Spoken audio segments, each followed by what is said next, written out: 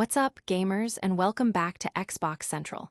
The news cycle is moving faster than a speedrunner on caffeine, and we've got the unmissable updates you need to stay ahead. Get ready, because we're diving deep into everything you need to know right now. First up, a surprise bonus for Overwatch 2 players just before a new season drops. Then, a major win for Collegiate Esports, as a Seton Hall student represents the university on a national stage. We're also looking at how libraries are becoming new hubs for competitive gaming in Philly. And finally, a rising star is making waves in the European League of Legends scene. Let's get into it. Make sure you're subscribed and the notification bell is on so you don't miss a single update. A game within the game, freebies before the next round. With the current season winding down, Overwatch 2 players are getting a little extra boost to finish out their battle passes. This is a smart move to keep players engaged and reward their dedication right before a new chapter begins. In a move that's sure to excite the dedicated fanbase of Overwatch 2, Blizzard Entertainment, in collaboration with Twitch, is offering players a chance to grab up to 5 free Battle Pass tier skips.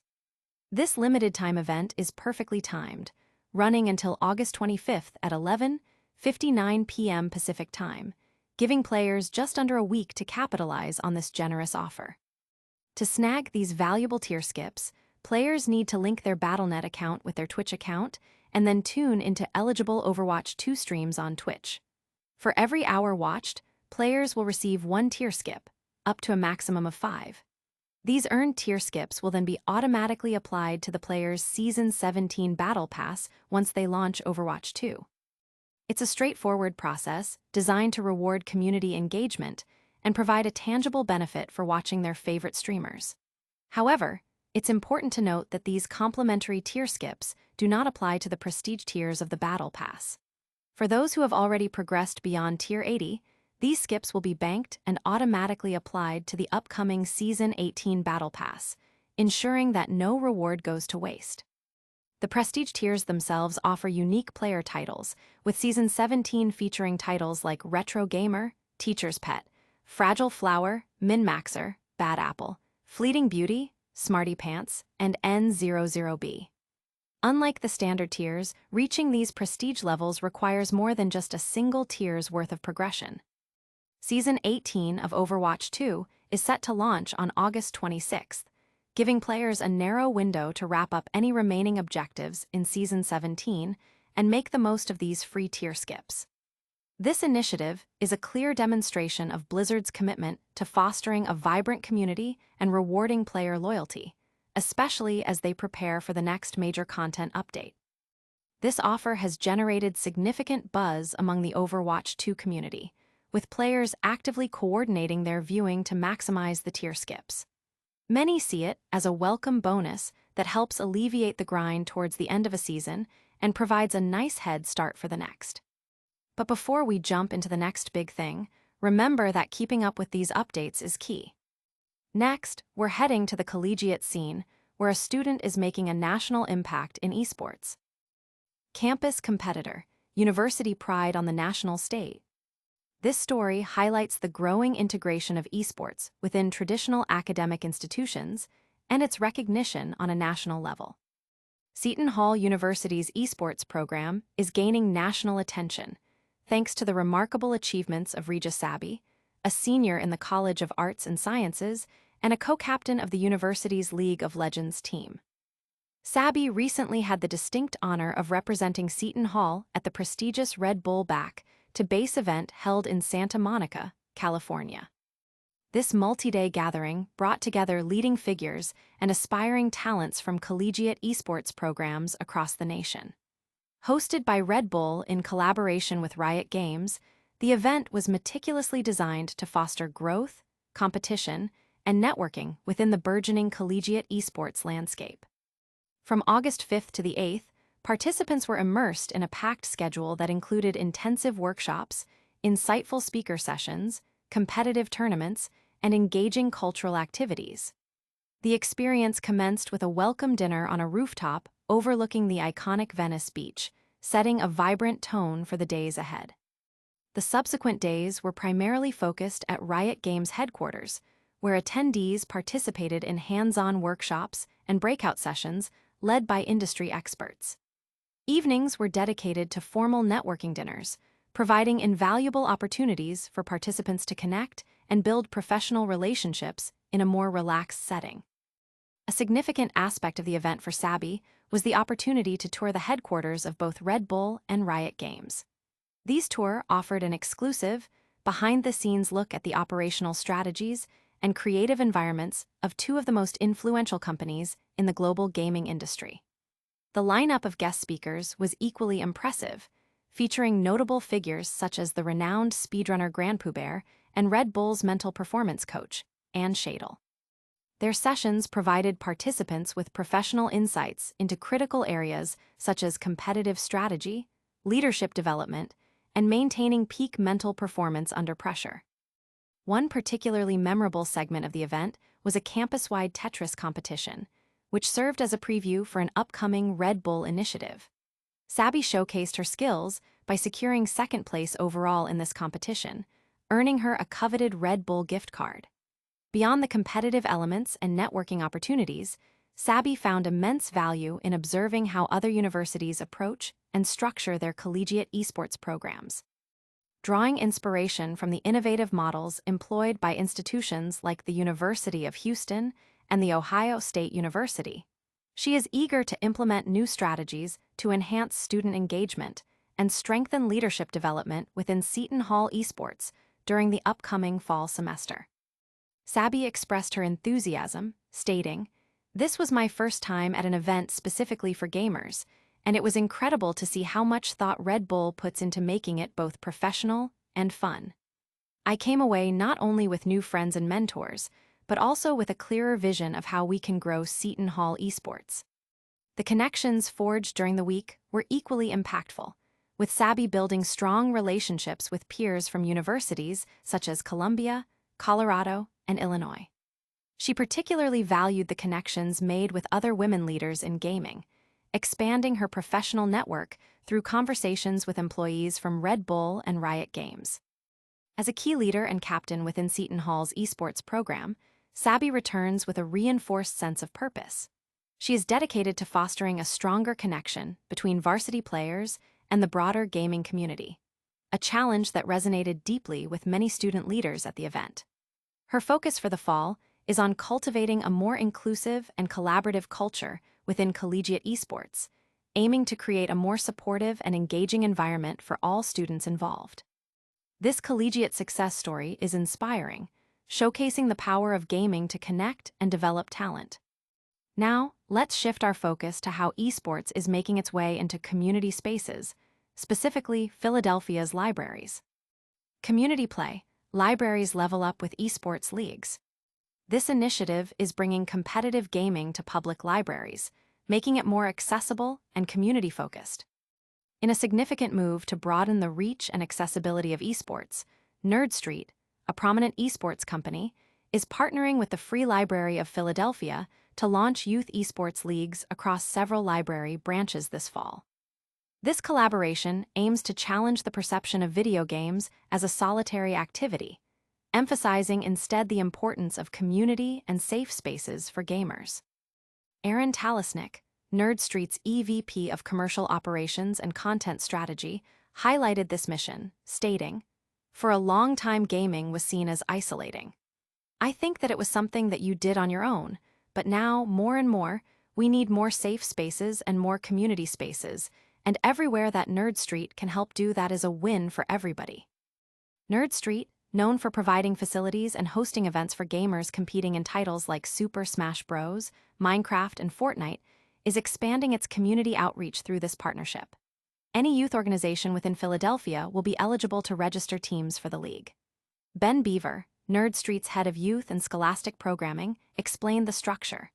Really, any youth organization, so rec centers, schools, and libraries for sure, is able to register. Once they register, they are allowed up to 3 teams of 6 players each. This inclusive approach ensures a broad participation base. The partnership with the Free Library of Philadelphia is particularly crucial as it introduces a vital in-person component to the increasingly online world of esports. Talisnik emphasized the value of this, noting, "There's tons of other really wonderful leagues out there that are all online." But to me, that just felt a little bit empty in the sense of I want kids to be able to come together in person so that when they win, you get to be with your team. You might have your parents there or your friends there watching. You just can't get that experience from online play. The collaboration, which has been in development for years, was partly inspired by the growing interest in gaming among teenagers at the library. Rachel H. Lazinski, library supervisor at the Field Teen Center at Parkway Central Library, shared that the library system was already considering circulating video games like books. The library was actually gearing up to start purchasing video games to have them circulate like books in the free library system, she said. Me and a few other librarians were really pushing for that idea at the time, and it has come to fruition. You can now check out video games like you would a book at a library, which is really exciting. But we really wanted to have programming that would kind of complement that. A grant has facilitated the purchase of necessary gaming equipment for the 10 participating library branches. This funding, combined with resources from local host Philly, Nerd Street's dedicated esports and gaming center, will power the new program. HLA's Zinska's library branch already hosts bi-weekly video game clubs, which attract teens with a shared passion for gaming. The structured league aims to build upon this foundation, encouraging more consistent engagement. We find that we get a lot of teens who kind of show up to these clubs and these events alone, just having a love for games. And it's really easy for them to meet another teen, and they instantly connect over this game that they love and that they've always played. And to have that connection in person is really special, H. Lazinski added. Teens aged 12-18 with a library card can participate. The league will run from September 22nd to December 8th, with weekly meetings for practice and virtual competition. Registration closes on September 15th, and participants must sign up in person at a participating library branch. The program emphasizes commitment, encouraging teens to treat it like any other sports team, attending weekly games and practices to build camaraderie and sportsmanship. 2 in-person tournaments, known as LANs, local area networks, will be held during the fall, allowing students from all participating branches to compete together in the same physical space. The choice of Super Smash Bros. As the inaugural game was strategic, given its family-friendly nature and intuitive gameplay, making it accessible to a wide range of players. Bringing gaming into these community hubs is a fantastic way to foster connection and skill development. Next, we're heading across the pond to see how a young player is making a massive impact in the European League of Legends scene. Rookie Rising, new talent dominates European League of Legends. A young player's unexpected transfer has propelled his team to the top of the league, defying expectations. In a stunning turn of events, the Galleons team is currently leading the LFL, French League of Legends Championship, standings, maintaining an undefeated streak through their first 6 games of the summer split. This remarkable performance marks a significant turnaround, especially considering the team's disappointing 6th-place finish in the spring playoffs, where they were eliminated by Vitality B. The offseason saw a major roster change with the departure of Jean Jesu Massal, the team's long-standing ADC for 3 years. His position has been filled by Franciszek HARPOON Gryskiewicz, a highly touted 20-year-old Polish talent who was previously playing in LFL 2. Alongside HARPOON, his head coach, Nikola Zanizirinski, also joined the Galleons roster, continuing a working relationship that has spanned over a year and a half. Together, they have made an explosive debut in the LFL, with HARPOON himself reflecting on his rapid ascent. HARPOON shared his initial thoughts upon receiving the offer from Galleons. "When I got an offer from Galleons to join, I thought, there's no way this team is not mental boomed. They're so good they should stomp the league. Some of those players should already be in LEC.